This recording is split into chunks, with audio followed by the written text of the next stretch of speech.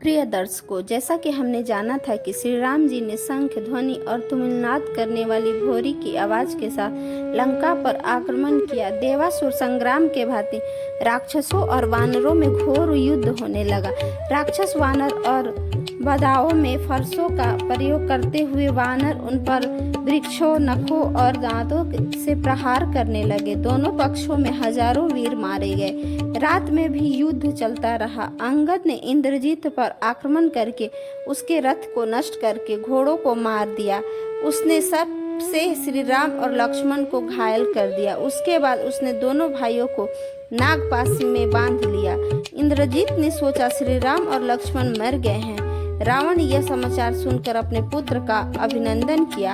वानर सभी राम जी को घेर कर रघुनाथ जी की रक्षा करने लगे। मूर्छा से श्री राम जागे और लक्ष्मण को अत्यंत घायल देखकर विलाप करने लगे। वायु जोर से चलने लगी। सहसा वानरों ने पक्षियों के राजा महाबली गरुड़ की उपस्थिति देखा और उन्होंने श्री राम जी को लक्ष्मण जी को नागपाश से मुक्त कराया और वे दोनों निरोग हो गए। वानर श्री राम जी और लक्ष्मण जी को देखकर पुनः वानर डंके पीटने लगे।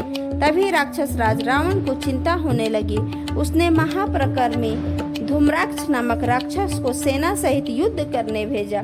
उसने अनेक वानरों का संहार किया।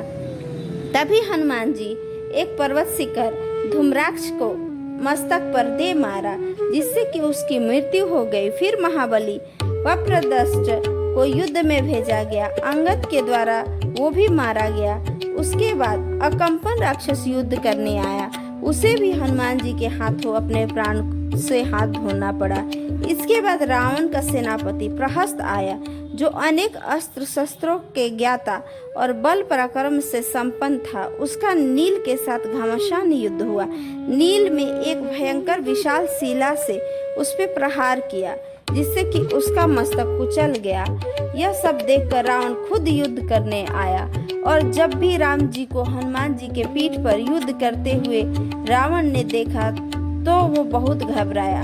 और रावण को ये सब करते हुए देखकर श्री राम जी ने सबसे पहले उसके रथ के पहिए, घोड़े और ध्वजा को काट डाला। श्री राम के बाणों से पीड़ित हो रावण लंका पहुंचा।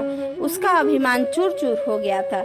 यह सोचकर कि अब कुंभकर्ण भी उसे श्री राम से बचा सकता है, उसे जगाने की ठानी। सभी राक्षस उसके पास जाकर शंख, भोरी, प्रणव बजाने लगे। तब तुमुलनाद से भी कुंभकर्ण नहीं जगा। उसके शरीर पर पर्वत शिखरों, मुश्लों और गदाओं से आघात किया गया। अंत में जब उसके शरीर पर हजारों हाथों से हाथी दौड़ाए गए, तब उससे कुछ स्पर्श का अनुभव हुआ और वो जाग उठा। पर्वत शिखर के समान उच्च भाई को अपने पास बुलाकर रावण उससे कहा, मुझे राम से बड़ा भय प्राप्त हुआ है। हमारे सभी राक्षस वीर को वानरों ने मार डाला है। अब तुम ही हमारी रक्षा कर सकते हो। युद्ध में मार डालने के कारण सभी बहुत ही आतंकित हैं।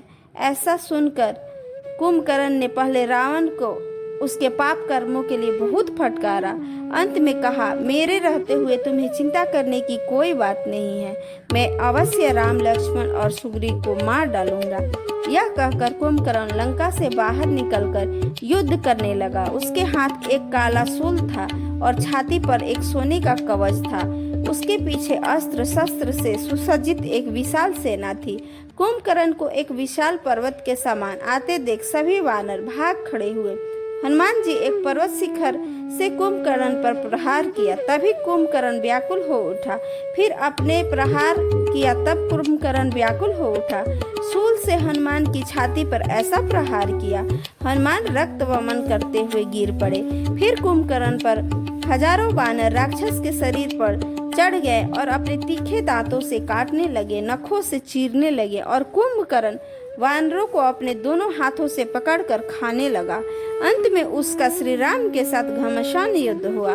उन्होंने रौद्रास्त्र का प्रयोग किया। कुंभकर्ण की छाती पर अनेक बाण मारे गए। उसके बाद बाम अस्त्र का कुंभकर्ण का बायां हाथ और फिर इंद्रास्त्र का उसका दाहिना हाथ काट डाला।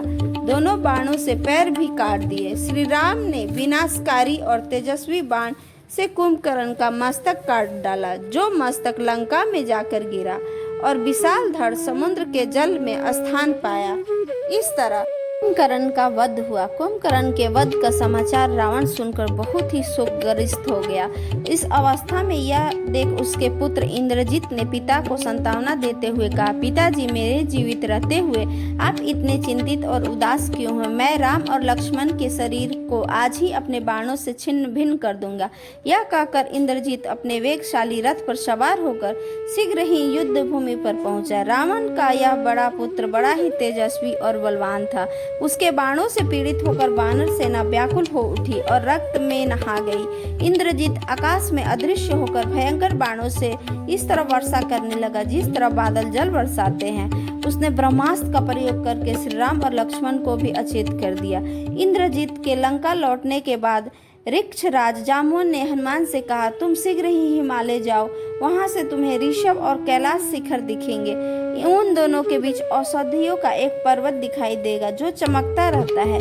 वहां से तुम इन 4 औषधियों को लाकर वानरों को प्राणदान दो। मृत संजीवनी, विशल्यकर्णी, सुवर्णकर्णी और संधानी।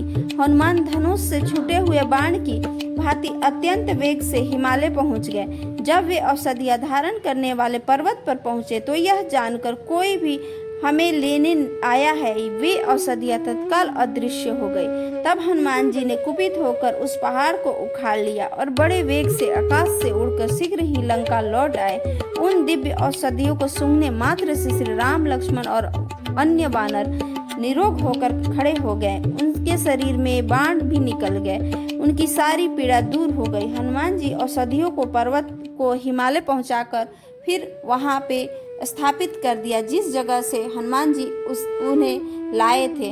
इस तरह राम लक्ष्मण दोनों ठीक होकर स्वस्थ होकर फिर से युद्ध करने की तैयारी करने लगे। अगला भाग हम जानेंगे अगले एपिसोड में।